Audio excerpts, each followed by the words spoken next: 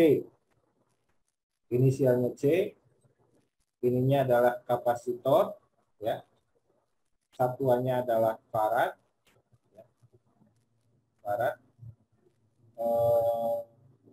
Simbolnya seperti ini nanti. Ada yang polos, dia kedua kakinya polos, tidak pernah bertemu.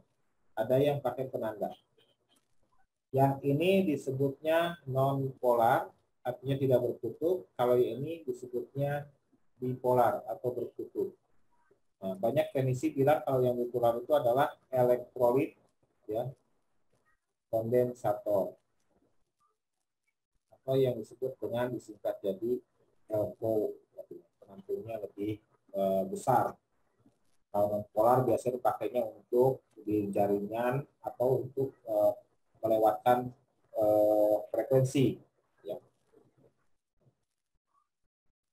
Di elektronika nanti kita temukan kapasitor itu bentuk fisiknya seperti ini, ya. Kalau yang non polar itu dia nempel ini board, ya, ini board, ini timah, ininya warnanya coklat, kebanyakan itu. Dan ini yang disebut dengan kapasitor non polar. Kalau yang ini yang polar, yang bipolar, di sininya ada garis coklat. Nah, yang ini bodinya kuning. Nah, yang plus harus di jalur. Nah, satunya lagi ada di ground, tidak boleh terbalik pemasangannya. Jadi ini kalau yang begini, ini kapasitor yang dinamakan bipolar. Jadi tidak boleh terbalik, kalau ini bebas pemasangannya yang non polar. Namanya juga non, tanpa tutup. Apa sih logika komponennya dari kapasitor? Secara logika, kaki kapasitor itu tidak akan pernah bertemu. Ya, lambangnya juga begitu, dua buah kaki logam atau dua buah logam, lempengan logam yang disatukan, ya seperti ini. Ini lempengan logam, ini lempengan logam. Nah, kapasitor itu nanti si lempengan ini yang akan nanti menampung, memblokir sama menampung arus. Jadi dua buah logam yang memang tidak pernah bersatu. Jadi kalau kita ukur pakai avometer, kedua ujung kakinya tidak akan bertemu atau diam. Tidak akan menunjukkan jadi begini, jadi 0 ohm, atau tidak akan menunjukkan jadi nilai. Nah, kapasitor yang normal itu adalah yang posisinya diam kata hingga, itu baru kapasitornya normal. Justru kalau jadi 0 ohm dia short. Artinya kaki kanan kirinya ini sudah bersatu. Kalaupun kita coba sambungkan pakai alat ukur, sempat naik dulu sebentar, tapi balik lagi jadi 0. Ya, karena apa? Ngisi dulu lempengan logamnya, si elektronnya ngisi dulu ke lempengan logam. Lempengan logam. Sudah rata lempengan logamnya, tidak ada pengisian, maka jarumnya diam lagi. Bergerak sedikit, ngisi logam, itu turun lagi. Karena sudah terjadi keseimbangan di sini, logam-logamnya nggak ada energi listrik. Gitu. Waktu sebelum belum disambungkan dengan alat ukur, ini masih kosong. Pakai alat ukur, naik dulu alat ukurnya sebentar, terus nanti turun lagi. Gitu. Cuma naik begitu, terus turun lagi. Kenapa? Karena ini sudah seimbang. Tapi tidak akan pernah bertemu. Karena kapasitor itu dalam rangkaian seperti ini.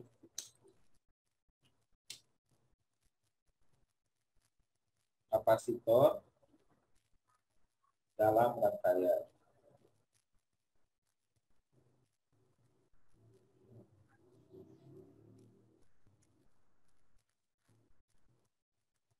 Pertama, kalau dia dipasang paralel.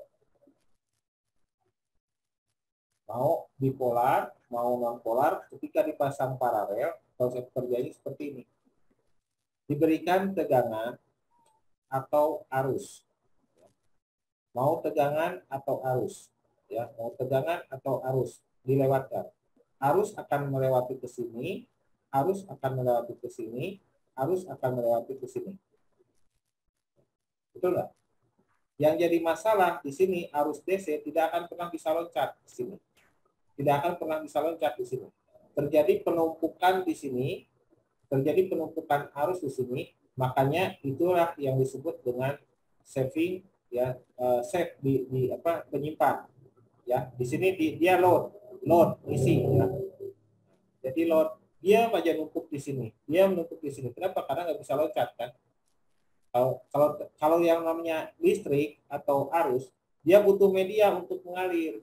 Sementara kalau pakai kapasitor seperti ini kan dia terputus, nggak ada media, jadi dia diam aja di sini. Gitu. Ngumpul di sini, jadilah load ngisi. Gitu. Nah, di sini jadinya arus DC murni. Begitu. Jadi kalau untuk paralel, sifatnya kapasitor itu untuk menampung arus sementara. Karena ini bisa dibuang. Kapan dibuang? Kalau sumbernya tidak stabil, maka yang dari sini, karena ini lagi mengalir, dia nggak bisa keluar nih. Dia numpuk aja di sini, nggak bisa keluar. Kenapa? Karena di sini masih mengalir. Saat aliran dari sini dihentikan, nah baru dia ganti arah balik. Nah, begitu keluar, begitu kan? Nah, ini sebagai penyetabil, ya bisa jadi. Nanti kalau fungsinya banyak sih, sebagai penyetabil tegangan, bisa gitu, untuk menghilangkan ripple, ya ripple tegangan. Kalau di ini paralel ya, paralel. Kalau dipasang seri, kalau dipasang seri, ya jelas kalau dipasang seri kita kasih tegangan atau kasih arus mentok di sini, di DC-nya diem aja di situ arusnya, arus DC-nya dia nggak kemana-mana, atau DC-nya disebutnya diblokin, nggak bisa loncat dong. Ya, siapa yang loncat? Yang loncat adalah frekuensi. Ya. Dari mana ini datangnya frekuensi? Tegangan itu kalau kita ukur, ya, semua tegangan itu nggak ada yang begini, murni. Tegangan itu nanti begini. Kalau pakai oscilloscope diukur begini. Ada getaran, ada ripple, lipatan-lipatan tegangan. Nah, lipatan-lipatan tegangan yang tinggi itu dengan lewat. Jadilah kalau dia si C-nya dipasang seri, ke sini tuh yang akan jadi adalah gelombang, bukan tegangan. Jadi kalau C seri, dalam rangkaian ada C yang dipasang seri, jelas dari itu untuk gelombang. Gelombang itu ada dua nanti di handphone. Gelombang frekuensi untuk signal, signal apa? Signal seluler. Yang satu lagi untuk audio, untuk suara. Suara juga kan salah satu signal. Jadi inilah intinya. Banyak di ponsel itu banyak yang terjebak teknisi. Di sini ada dua blok. Yang pertama ini baseband, yang keduanya adalah RF. Di baseband kapasitornya akan banyak dipasang kapasitor yang paralel. Kenapa? Karena di baseband ini kebanyakan pengelolaannya adalah tegangan atau arus. Ada IC power, ada CPU. Pokoknya ini fungsi pengelolaan tegangan. Makanya nanti di sini banyak kapasitor yang konslet. Kenapa konslet? Karena dia dipasangnya paralel. Kalau di RF yang diolah adalah signal. Makanya jangan heran kalau di RF kapasitornya seri, banyak dipasang. Ini uniknya. Jadi nanti di bagian RF itu banyak kapasitor yang dipasang seri, tapi seperti konslet. Kenapa konslet? Karena di sampingnya ada L, ya lilitannya juga di groundkan. Akibatnya apa? L-nya di groundkan. Begini, AC akan terblok di sini. Ini DC akan dilewatkan, dibuang. Di sini DC-nya di blok yang lewat AC, di sini AC-nya ditahan, DC-nya dibuang. Jadi ini konsepnya betul-betul untuk kalau di rumus matematisnya seperti itu. Jadi kalau untuk C-nya seri itu atau di RF itu C-nya seri itu hanya khusus untuk melewatkan blok lengkap. Nah, ini makanya kalau sudah belajar begini, ya ada ternyata yang membedakan block baseband sama RF itu apa? Pengelolaannya. Baseband pengelolaan tegangan, ya tegangannya ada analog, tegangan digital. Nah, RF juga di sini pengelolaannya frekuensi. Ada frekuensi analog, ada frekuensi digital. Nah, frekuensi digitalnya di mana, frekuensi analognya di mana, tegangan analognya di mana, tegangan digitalnya di mana. Nanti sistem. Nah, sekarang kenali dulu lah komponennya. Nah, ini saya tidak akan ngomongin ke bahan komponennya apa, nanti kasus-kasusnya dulu apa, enggak. Saya hanya, nanti ini kapasitor itu ada di rangkaiannya, berdasarkan seri atau paralel. Nah, seperti ini. Nanti banyak yang paralel di blok baseband, yang seri banyak di RF. Itu aja dulu pengenalannya. Gitu. Itu yang gelombang itu dia bentuknya tegangan, masih tegangan kan Pak ya? Gelombang itu frekuensi. Di sini Beda ya? frekuensi. Ya, frekuensi. Beda. Ini masih frekuensi. Baru tahu ternyata bisa menghasilkan ini ya, bisa menghasilkan frekuensi ya. Betul, Sementara tegangannya tertahan ya Pak ya? iya, karena tegangannya ketahan di blok, jadi yang loncat hanya ripple gelombang. Nanti bisa dicoba deh. Begini aja, power supply setting di 4 volt. Tapi kalau power supply DC, yang kaki positifnya dikasih tegangan dari power supply. Yang negatifnya ukur pakai ampermeter digital ya DC, nanti nilainya akan bervariasi naik turun. Seperti apa, gelombang, kadang plus, kadang minus. Nah, enaknya kalau pengukuran itu pakai osiloskop. Nah, tadi pertanyaan tadi baru tahu katanya. Ya memang ini jarang disampaikan. Nah, kita langsung ke sini saja deh. Penerapan tadi yang saya sampaikan di skematiknya.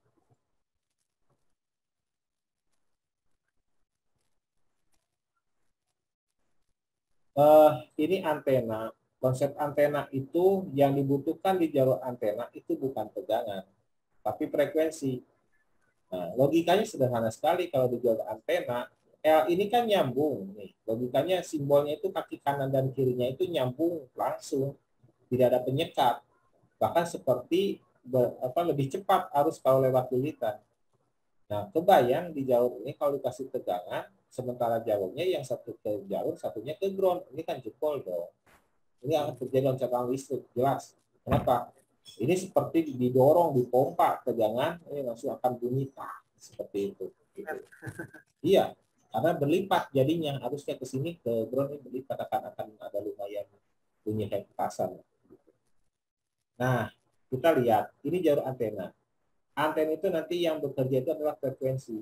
Walaupun sepanjang ini rangkaiannya, ketika di ujungnya ada kapasitornya ini dipasang seri, ya saja yang lain berguguran komponennya. Kenapa? Ciri-ciri dari jalur yang memang dipakai untuk wireless, Bluetooth, radio, frekuensi, input output, ini C-nya dipasangnya seri. Jadi kalau kita nanti pengen tahu ini rangkaian speaker, ya, crossovernya speaker, loudspeaker, seperti itu, bunyi dering dan sebagainya, nanti kita ketemu dengan C-nya seri. Kalau C paralel itu untuk tegangan. Jadi nanti kita bisa lihat kalau di isinya V, insya Allah dan pasti ada C dipasang paralel. Kalau L-nya seri dan C-nya paralel itu mutlak jalur tegangan. Ini namanya low pass filter. Ini low pass filter. Saya gambarkan begini deh, biar mudah-mudahan Pak Lukman paham. Ini kunci rahasianya LC.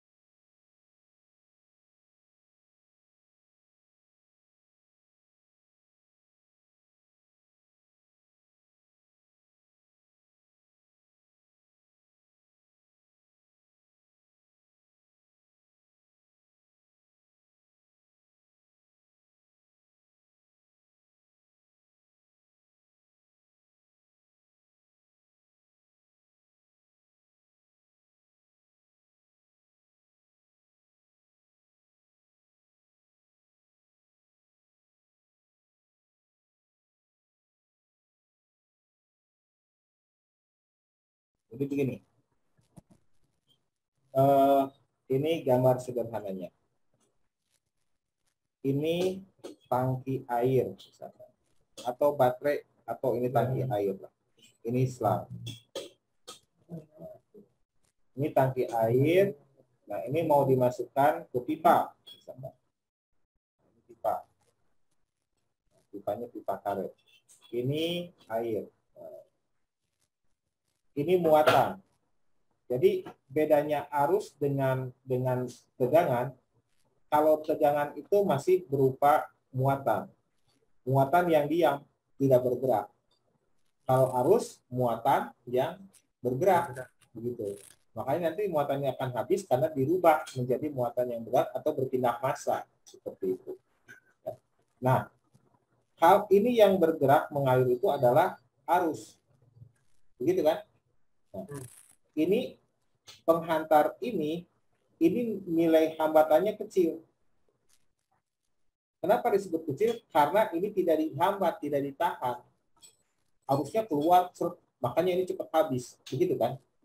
Tapi besar juga ya. Nih. Nah, diperbesar. Jadi ini nanti keluarnya. Nah, tiba-tiba kita pasangkan karet nih di sini. Tengah-tengahnya. Ya. Ini ke sini, misalkan dipasang karet atau diperkecil, kita mampatkan di sini. Maka di sini berarti hambatannya diperbesar. Nah, arus yang mengalir kecil kan begitu. Kalau di sini hambatannya diperkecil. Di sini diperkecil, maka arusnya lebih besar. Paham nggak, Kang? Ya. Hah? Cukup. Ya. Paham. Rangkaian seri kan maksudnya. Ya, betul. Nah, betul. Nah, ini betul. Nah, jadi konsepnya begini konsepnya. Kalau suatu air atau suatu arus itu intensitas kerapatan bergeraknya, gitu kan? Arusnya seperti itu. Kalau arus menghadapi resistor yang ukurannya besar atau hambatannya besar, maka arusnya mengecil. Itu. Arus jadi mengecil. Kalau hambatannya diperkecil, maka arus membesar. Nah, seperti itu ya. Nah, ini dalam rangkaian lampu seperti ini. Rangkaian lampu. Ini misalkan ambil booster lampunya. Nah, ini rangkaian lampu. Pakai dioda Zener atau dioda penetap atau yang dipasang seri untuk rectifier. Pakai kapasitor, disuruh pakai resistor. Ini lampu. Ya, lampunya diserikan.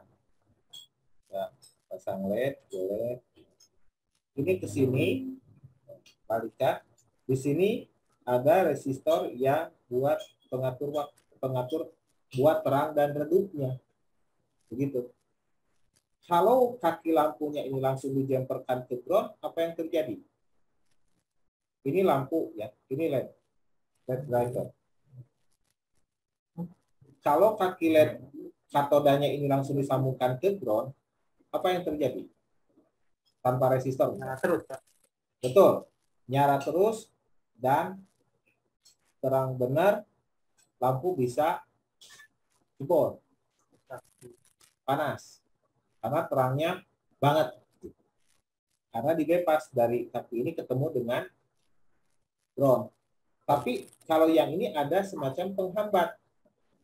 Begitu. Kalau hambatannya besar, berarti arus yang terbuang sedikit. Nah, arus yang terbuangnya sedikit, reaksinya lampunya jadi redup.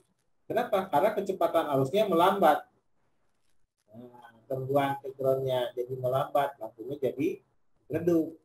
Tapi kalau resistornya ini ukurannya diperkecil, arusnya diperbesar, lampunya jadi terang. Nah, ini nanti konsep ini, ya konsep untuk dirangkai ponsel ini yang seperti itu. Jadi termistor atau volume yang potensio ya, potensio yang digeser-geser itu tujuannya apa? Kalau nilainya diperbesar, harusnya jadi kecil sehingga sistem kerjanya jadi lambat. Nah, seperti itu. Bisa dipahami? Pak. Kalau volume juga termasuk apa ya? Kalau volume audio sama, besar sama. ya? Kan ini volume kan? Ini Ya. volumenya. Kalau misalkan diturunkan, berarti resistornya mengecil, ya kan? Harusnya menjadi besar di sini. Kalau resistornya dinaikkan, hambatannya dinaikkan, otomatis ininya harusnya jadi kecil, lagunya jadi redup. Jadi kalau kita mau nerangin, redupin, cuma kan kalau sekarang pakai touchscreen, nggak pakai potensial lagi, mau nerangin tinggal geser, nah, gitu kan, barnya pakai touchscreen seperti itu. Gimana? Siap, paham. Sudah cukup? Cukup. Ada yang ditanyakan? Ya, kita masuk ke rangkaian lagi.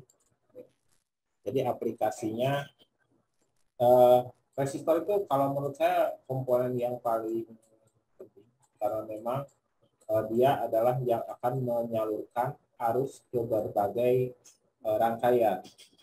Jadi di pintu masuk baterai pun ada yang dinamakan dengan konektor baterai ya, atau CM21 ini seperti ini. Ini konektor baterai. Nah, kebetulan kan kalau kasus-kasus handphone mati total itu sebetulnya gagal di baterai monitoring system. Jadi si baterainya sendiri itu tidak bisa bekerja secara baik. Nah, tidak bisa bekerja secara baik, akhirnya supply energi ke rangkaian juga menjadi bermasalah. Nah, si bagian motor konselnya atau power management unitnya tidak bisa bekerja dengan baik, ya otomatis regulatornya tidak bisa bekerja dengan baik, sistem mati. Nah, ini konektor baterai, kakinya ada 4. Nah, monitor istilahnya kontrol untuk konektor baterainya juga nanti seperti ini ditampilkan ya. Ada buat sumber tegangan namanya VBAT dan ini ground. Ini sumber listriknya baterai positif, baterai negatif. Kemudian nanti untuk controlling kinerja baterainya ada baterai ID sama baterai temperatur. Nah, kita bisa lihat di rangkaian kontrolnya ini, di bagian kontrolnya ini akan banyak sekali resistor. Bahkan di bagian baterainya pun di sini dipasang resistor. Tapi resistor yang di baterai positif atau baterai negatif, nanti jangan kaget kalau di sini di ground juga nanti ada resistor di sini. Ya, yang diserikan ke ground. Ini tujuannya adalah sebagai penakar arus atau yang disebut dengan rangkaian full Gauss, ya, full Gauss. Bagi apa, Pak? Sebagai penakar arus. Penangkal. Penakar, ukuran. Oh, penakar. Ya. Full Gauss, ya. Full Gauss. Nah, ini. Nah, di sini tadinya jalur ini tidak mempunyai tegangan. Tadinya jalur tidak punya tegangan. Untuk bekerjanya ini nggak ada tegangan. Tegangannya ini dikasih dari resistor pull up. Nah, di sini. Tegangan ini menyuntik ke jalur ini, ya, yang untuk baterai temperatur. Tegangan yang ini menyuntik ke tegangan bagian ID. Kenapa sih jalur ini pakai resistor pull up? Kalau nggak pakai resistor pull up, nggak ada tegangan. Ini jalur. Kalau nggak ada tegangan, fungsi kontrolnya tidak bisa bekerja. Karena untuk fungsi kontrol harus ada sumber tegangan. Nah, tapi kenapa harus pull up di sini? Konsep dari jalur yang pakai resistor pull up, dengan jalur yang pakai resistor seri itu beda.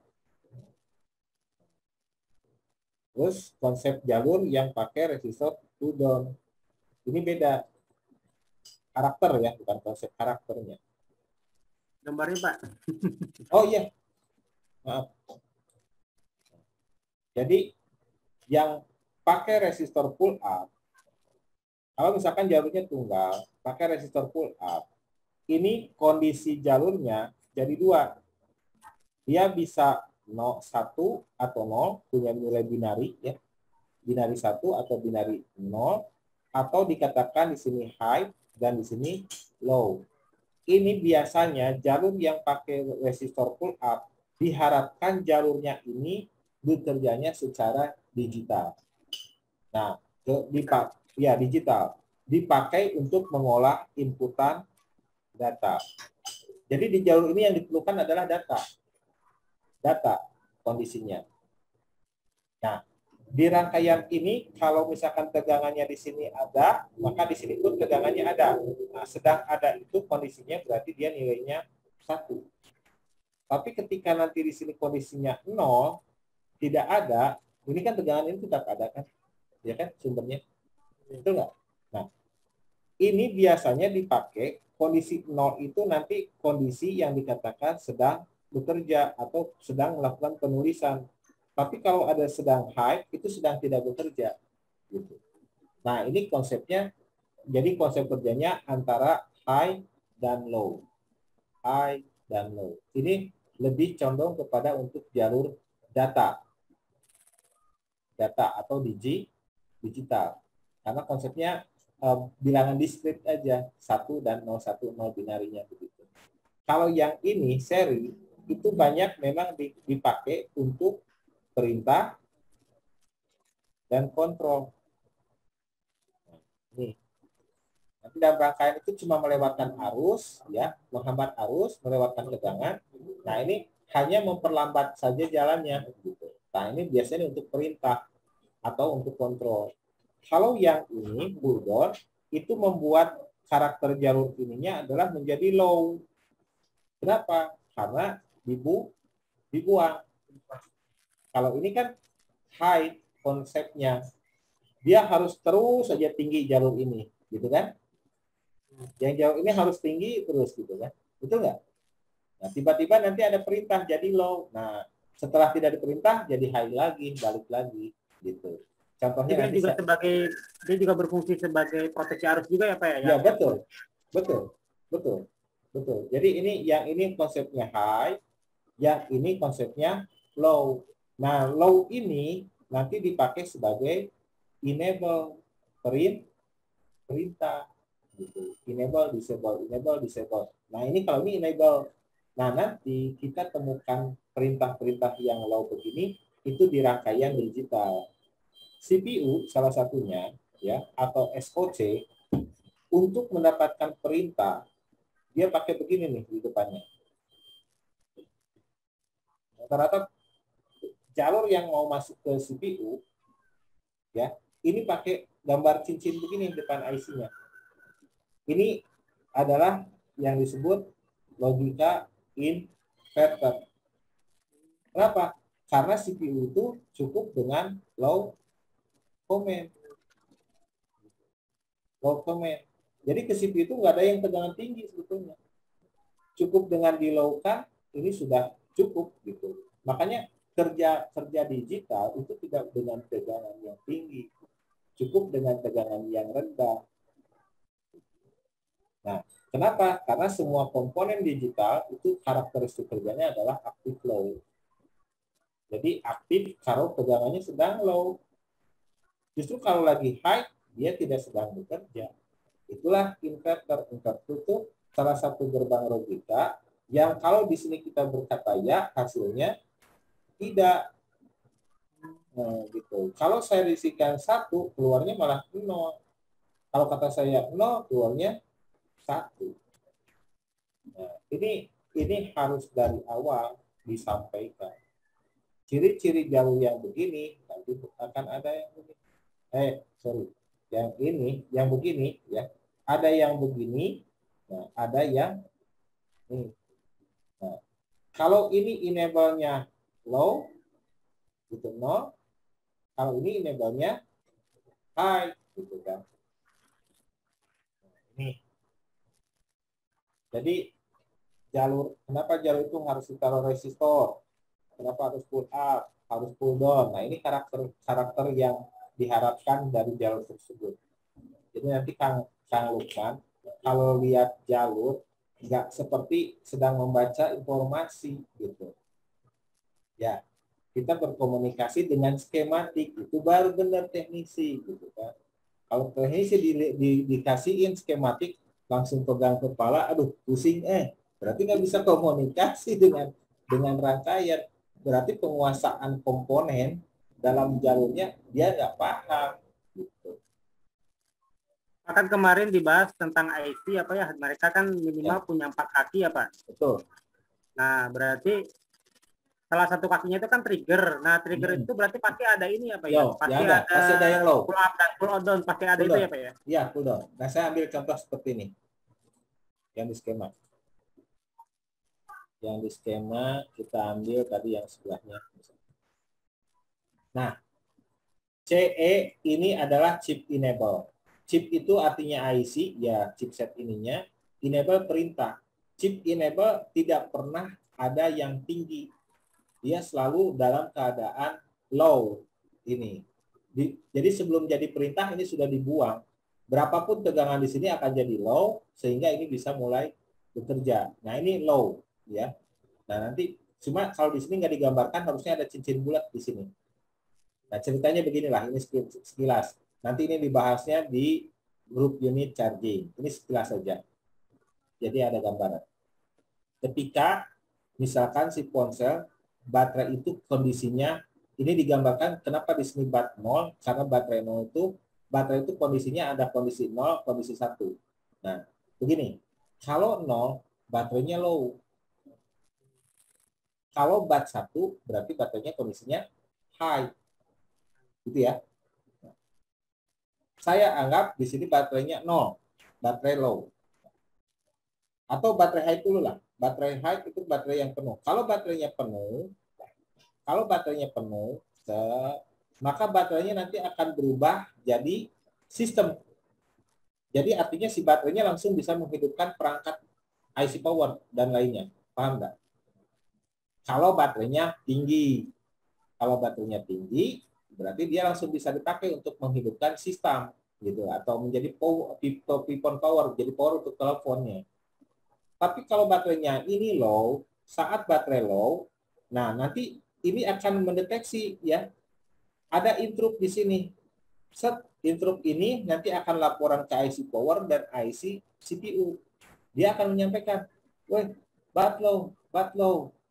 Dia akan ngasih tahu ke CPU, "Bat low, bat low." Nah, saat bat low, nanti CPU akan menampilkan ke layar. Si pengguna ponsel melihat kondisi ponselnya low bat, buru-buru dia masukkan USB charging ke sini. Masukkan USB charging ke sini. Saat ada USB chargingnya sedang aktif, USB-nya jadi high. Makanya di sini USB-nya 1. Kalau dicabut USB-nya, berarti USB-nya jadi low, 0. Paham nggak? Pada saat dicolokkan USB, USB-nya jadi high. Saat high, switch juga berubah jadi high switch-nya. Maka dia akan si IC ini akan men-switch, dia akan meningkatkan arusnya supaya bisa menghidupkan sistem sekaligus dia bisa mengisi baterai. Begitu. Kalau baterainya sudah penuh, sudah bisa jadi sistem, ini ngasih tahu lagi, bat full. Nah, si pengguna ponsel melihat baterainya sudah penuh, dicabut kan ininya. Berarti USB-nya no, low. Begitu. Kalau USB-nya low, switch-nya juga low, maka tidak memproduksi arus. Ini akan stop dengan sendirinya, berhenti. Nah, yang tegangannya, sumber tegangannya di switch. Jadi siapa yang berhak menjadi tegangan sistem? Baterai. Kalau baterainya low, yang berhak menjadi tegangan sistem ini dari USB. Makanya kalau baterai dicabut, ya kebanyakan Android, baterainya cabut. Colokan USB, tetap aja handphonenya hidup. Yang jadi masalah, tidak bisa masuk ke mode normal atau standby. Begitu. Ya, ini gambaran lah. Nah, pada saat USB ini masuk ke sini kondisinya high. Nanti di sini bootstrap sama reg N juga akan menjadi high.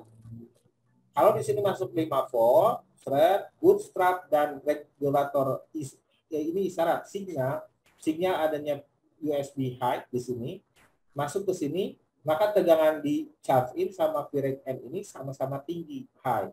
Nah, ini nyambung ke sini, tes ke sini. Ya. ini pas ini masuk, Virecnya keluar, otomatis sensor suhu juga naik, bekerja. Nah, pintu untuk switch otomatis chargernya juga ikut bekerja. Ini jadi ada tegangan. Ini jadi ada tegangan set di sini. Ini apa yang terjadi? Mengaktifkan kaki gate, kaki basis. Akibatnya ini gate-nya kerja, otomatis kaki drain-nya terhubung dengan ground. Nah, ground otomatis kesininya jadi low, ngerti nggak? Nah, gitu. Tadinya sebelum ini reg N-nya sebelum aktif, ini sumber tegangannya kan ada nih. Kondisinya jadi high. Nah, di sini. Karena ini ada sumber tegangan di sini. Belum low. Gitu. Masih high. Kalau masih high, ya, masih high, waktunya ada tegangan ini masih setengah tegangan lah. Ini ada tegangan dibagi dua jadi setengah. Di sini 100, di sini 100. Ya kan? Ini 100, ini 100. Berarti ini tengah-tengah. Paham? Berarti masih ada tegang. Masih ada tegang. Feeder itu apa ini, Pak ya? Ya, betul. Di feeder tadi. Di sini masih ada tegangan. Nih. Makanya ini saya bilang tadi ini di konsep charging akan ada kita temukan seperti itu. Ini fungsinya untuk ketika baterai penuh untuk mengamankan baterai bukan, Pak ya? Yang mana? Yang ini? Ini bukan ya, bukan ini IC, ini rangkaian IC charger ini. Oh, ini grup ini charger. Bukan untuk ngamanin baterai. Kalau yang ngamanin baterai itu yang di baterainya tadi di jalur yang dekat konektor. Tapi kalau HP memang kalau kita ngecas HP sampai penuh itu memang udah ada otomatisnya apa ya? Iya, ini otomatisnya ini. Ini otomatisnya. Oh, gitu. Ya. Jadi kalau kita ngecas HP sampai penuh juga kalau kita ketiduran itu aman ya, Pak ya? Aman sebetulnya. Aman. Nah, ini switch otomatisnya di sini. Makanya tegangan di sini sifatnya switch. Ini regulator, buck boost regulator namanya. Tipe-tipenya buck boost regulator. Ini switch. Kalau USB-nya ada dipasang, switch-nya tinggi. Nah, otomatis regulator signalnya juga tinggi, mengaktifkan kaki sensor untuk suhu, plus pintu gerbang perintah pengisian. Nah, sebelum Virec N ini keluar, ini masih PPH power yang di sini, masih setengah tegangan. Gitu. Belum ngecas. Kapan dia ngecas? Ya, kalau ini dicolokkan, Virec keluar, Virec N-nya mengaktifkan kaki gate, ya, kaki gate menghubungkan tegangan ini, jadi pakai ground. Otomatis kalau pakai ground kan setengahnya juga jadi hilang. Itu enggak? Pada saat tegangan setengahnya hilang, jadi ground, ya ini sebagai perintah untuk pengisian. Makanya saya bilang perintah-perintah di digital itu tidak harus dengan adanya tegangan, tapi dengan low command. Makanya kalau yang pakai begini high terus tuh. Pull up itu high terus. Ini pull up ini high terus. Ini high, ini high terus ya. Jadi dia kerjanya ngasih tegangan ke sini, ini kondisinya di high. Sebelum Virec N-nya aktif, ini jalurnya kan terputus ke ground kan. Kenapa? Karena kan segitnya belum aktif. Paham? Nah, ini masih ada tegangan aja terus 2,5 volt misalkan. Kalau PPH powernya 4, berarti di sini 2 volt. Nah, ini masih mantang aja 2 volt di sini. Colok USB, tegangan Virec N keluar, Virec N mengaktifkan kaki gate, gate menghubungkan source-nya yang satu ke ground, ke 2 volt, 2 voltnya hilang, kebuang ke sini. Jadi 0. Ini aktif langsung melakukan pengisian, charging begitu. Ya, itu sudah diperlambat sekian ribu detik gitu dengan saya menjelaskan begini. Padahal itu frekuensinya sangat tinggi sekali, begitu colok udah langsung persekian milisecond langsung kerja. Nah, kenapa Pak Denny bisa menjelaskan seperti ini? Saya baca ini. Jadi kalau ingin kita tahu sistem kerja si IC-nya, buka ini di datasheet IC. Asal kuat kita nanti bacanya ada. Tinggal begini aja nanti. Tinggal cari Google paste, keluar di sini. Kita mau tambahkan apa, misalkan pakainya di sini, tinggal tambahkan data keluar. Nah, mana yang pakai data ini set isi, tinggal langsung download MGR pas, langsung download set, kita download, dapat nih berapa halaman tuh, 38 halaman, asal kita siap baca.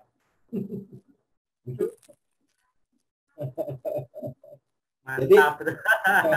Jadi yang saya terangkan ini tadi ya, yang saya terangkan seperti ini tadi, terus itu kerjanya, ya saya sudah buat videokan dalam dua versi bahasa Indonesia dan versi bahasa Inggris.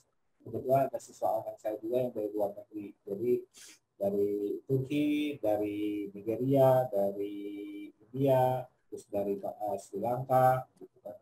Jadi saya buat dengan dua versi, bahasa Indonesia sama bahasa Inggris. Sistem kerja ini. Kalau enaknya kalau ngajar yang orang Inggris kan tinggal nih datasheetnya. Kamu kan ngerti bahasa Inggris, terjemahannya sendiri. Paling dari saya cuma pakai bahasa preman, bahasa Inggris preman, bahasa Inggris preman, dari sini ke sini, dari sini ke sini, dari sini ke sini. Nah, and then begitu aja lah. Yang penting mereka juga paham apa yang saya sampaikan, gitu kan. Nah, saya kasih penekanan pengukuran di poin-poinnya di sini coba. Itu kan karena live, karena online. Jadi saat dia mengerjakan, saya buka skema, coba kamu titik di sini, berapa keluarnya segini. Nah, itu jauh lebih paham nanti pada saat nanti sudah praktek. Nah, apa ini bisa begini? Nah, kenapa kalian baru bisnis? Ya, jadi kursus sebetulnya itu bukan seperti ini. Kalau ini hanya untuk menyamakan persepsi biar kita klik. Saya nyebut resistor, Kang Rukman ngerti, saya nyebut dioda, Kang Rukman ngerti, ya saya nyebut seri, Kang Rukman ngerti. Jadi 16 kali pertemuan itu buat saya bukan kursus, bukan training. Kita ini masih hanya untuk memindahkan, mentransfer supaya kita sama-sama I do agree. Setuju.